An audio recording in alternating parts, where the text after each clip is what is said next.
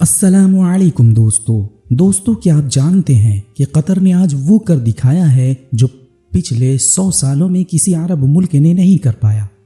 قطر نے پہلی بار FIFA world cup کی شروعات کی، وہ بھی قرآن مجید کی تلاوت سے۔ یہ دنیا میں پہلی بار ہے جو کسی انٹرنیشنل گیم کی شروعات میں قرآن مجید کی تلاوت کی گئی ہو۔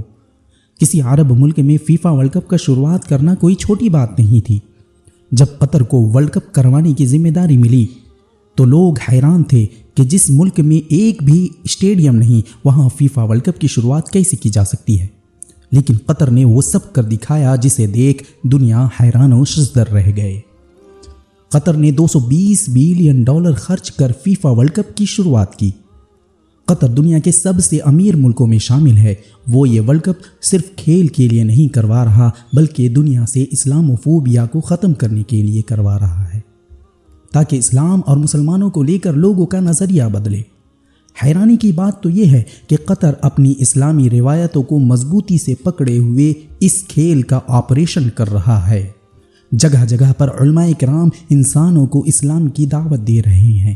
اس نے فیفا ورلڈ کپ کی شروع ہونے سے پہلے ہی یہ اعلان کر دیا تھا کہ قطر میں کسی بھی انسان کو شراب پینے یا ایسے کام کرنے کی اجازت نہیں ہوگی جسے اسلام نے منع کیا ہے۔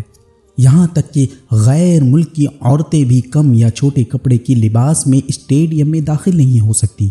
آپ کو یہ جان کر حیرانی ہوگی کہ قطر میں ہونے والا پہلا فیفا ورلڈ کپ دنیا کا سب سے مہنگا ورلڈ کپ ہے۔ پچھلی بار فیفا ورلڈ کپ کی شروعات روس میں کیا گیا، جس کا بجٹ صرف $18 بلین تھا، لیکن قطر نے اس اکیلے ایونٹ پر $220 بلین خرچ کر ڈالا۔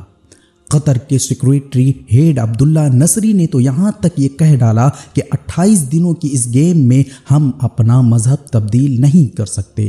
قطر کے فیصلوں نے یہ ثابت کر دیا ہے کہ دنیا جھکتی ہے، بس جھکانے والا چاہیے۔ لوگ آپ کی بات مانتے ہیں، بس بات منوانے والا چاہیے۔